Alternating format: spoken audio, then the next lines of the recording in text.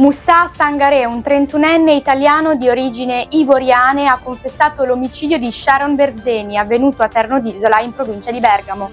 Sangaré ha dichiarato di aver agito in preda a un raptus improvviso, affermando «l'ho vista e l'ho uccisa», senza riuscire a spiegare il motivo del gesto. Sangaré, disoccupato e residente a Suisio, è stato ripreso dalle telecamere di videosorveglianza mentre si allontanava velocemente in bicicletta dal luogo del delitto, avvenuto nella notte tra il 29 e il 30 luglio.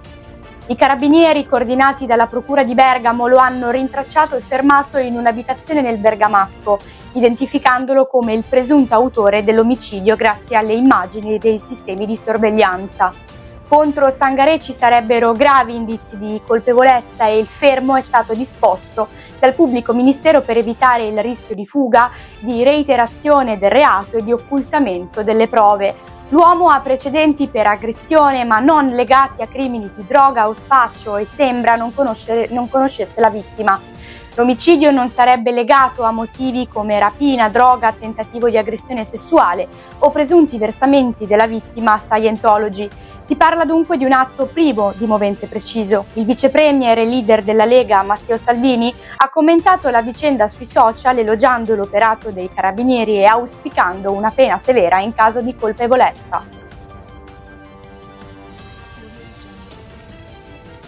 Leonardo Bertoluzzi, ex membro delle Brigate Rosse latitante dal 1980, è stato arrestato in Argentina per essere estradato in Italia.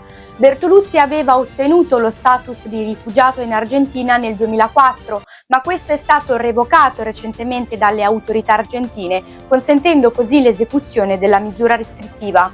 Già arrestato nel 2002 a Buenos Aires grazie alla collaborazione tra la polizia italiana e l'Interpol, era stato rilasciato pochi mesi dopo. Ora dovrà scontare 27 anni di carcere per reati come sequestro di persona, associazione sovversiva e banda armata. Tra i crimini di cui è accusato c'è il sequestro dell'ingegnere Piero Costa a Genova nel 1977, il cui riscatto venne utilizzato per finanziarie attività terroristiche, tra cui l'acquisto dell'appartamento dove Aldo Moro fu tenuto prigioniero. L'operazione è stata eseguita dalla polizia argentina con la presenza di agenti italiani e dell'intelligence ed è frutto di una stretta collaborazione tra le autorità giudiziarie italiane e argentine e l'Interpol. Il Presidente del Consiglio, Giorgia Meloni, ha espresso apprezzamento per il successo dell'arresto. Kamala Harris, vicepresidente degli Stati Uniti, ha dichiarato che non cambierà la politica di Joe Biden sulla fornitura di armi a Israele, confermando che non ci sarà alcun embargo. Nell'intervista alla CNN, Harris ha sottolineato l'impegno incrollabile nella difesa di Israele e la sua capacità di difendersi. Tuttavia, ha ribadito la necessità di un accordo per la liberazione degli ostaggi e per un cessate il fuoco, riconoscendo che troppi palestinesi innocenti sono stati uccisi. Harris sostiene anche una soluzione a due stati tra Israele e Gaza come strada per la pace. Nel frattempo, le Nazioni Unite hanno ottenuto un accordo preliminare per una pausa umanitaria nella striscia di Gaza che consentirebbe una campagna di vaccinazione antipolio per i bambini. Richard Pipercon, rappresentante dell'OMS per la Cisgiordania e Gaza, ha annunciato che le parti coinvolte sono state invitate a sospendere i combattimenti per garantire un accesso sicuro alle strutture sanitarie. Israele ha inoltre ammesso di aver colpito per errore un veicolo del Programma Alimentare Mondiale WFP, chiaramente contrassegnato nella striscia di Gaza, attribuendo l'incidente a un errore di comunicazione tra unità militari israeliane. Gli Stati Uniti hanno sollecitato Israele a correggere immediatamente questi problemi e a garantire che simili incidenti non si ripetano. Intanto un attacco israeliano ha colpito un edificio residenziale a Gaza, causando ulteriori tensioni e mettendo sotto pressione le strutture sanitarie, come l'ospedale Al-Abda, che sta lottando per gestire i pazienti. 10 giorni dopo il naufragio del veliero Bayesian, avvenuto il 19 agosto davanti a Porticello nel Palermitano, l'intero equipaggio ha lasciato l'Italia. Il comandante James Cutfield, indagato per naufragio colposo e omicidio colposo plurimo, è partito con un volo privato per la Spagna accompagnato da altri membri dell'equipaggio. Gli altri indagati, l'ufficiale di macchina Tim Parker Eaton e il marinaio Matthew Griffiths, sono entrati nei loro paesi senza restrizioni, poiché non sono state emesse misure cautelari contro di loro. Il comandante Catfield ha scelto di non rispondere alle domande dei magistrati durante l'interrogatorio, presentandosi con evidenti problemi di deambulazione e accompagnato dai suoi legali. Le accuse contro di lui includono la mancata adozione di misure di sicurezza per l'imbarcazione e l'inadeguato soccorso ai passeggeri. Parker Eaton è accusato di non aver attivato i sistemi di chiusura dei portelloni, causando l'allagamento della sala macchine e un successivo blackout che ha fatto affondare la nave. Griffiths, che era di guardia in plancia durante il naufragio, è accusato di non aver avvertito tempestivamente i passeggeri della tempesta in arrivo.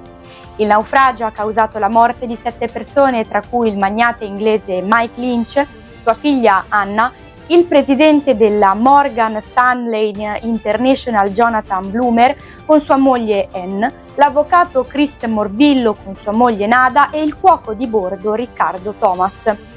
15 persone sono sopravvissute gettandosi in mare e venendo soccorse dalla barca olandese Sir Robert Baden-Powell. Le prime autopsie sulle vittime saranno eseguite sabato dai medici dell'Istituto di Medicina Legale del Policlinico di Palermo, con la partecipazione dei consulenti degli indagati. Nel frattempo è stata dispiegata un'imbarcazione anti-inquinamento nell'area del naufragio per prevenire eventuali sversamenti di idrocarburi dai serbatoi del veliero. La nave, dotata di panne galleggianti, è pronta a intervenire immediatamente su richiesta della Guardia Costiera per monitorare e gestire possibili rischi ambientali. Adilma Pereira Carneiro, soprannominata la mantide di Parabiago, è accusata di aver orchestrato l'omicidio del compagno Fabio Ravasio, travolto da un'auto pirata il 9 agosto mentre rientrava in bicicletta nel milanese. L'accusa ritiene che Carneiro abbia pianificato il delitto con 7 complici, tra cui un figlio, un ex marito con cui è ancora formalmente sposata e altri uomini legati a lei. Il movente sembra essere di natura economica, potrebbe aver mirato a beneficiare di un'assicurazione sulla vita di Ravasio o di un'eredità di diversi milioni di euro. I sospetti su Carneiro si intensificano anche per altre morti sospette legate alla sua vita. 2 ex mariti sono deceduti in circostanze poco chiare. Il padre del suo primo figlio è stato assassinato in Brasile, mentre un altro ex marito italiano è morto ufficialmente per un infarto a 48 anni dopo averle lasciato in eredità una casa in Puglia. Il giudice, nel confermare l'arresto di Carneiro, l'ha definita una donna dalle molteplici vite che mette il denaro al centro della sua esistenza. Originaria di Natale in Brasile e madre di 9 figli avuti da diverse relazioni, la 49enne viveva a Milano dal momento in cui aveva conosciuto Ravasio. Gli inquirenti stanno cercando di fare luce sulle dinamiche di questi morti e sulle reali intenzioni della donna, che potrebbe aver manipolato e coinvolto diverse persone nel suo presunto piano criminale.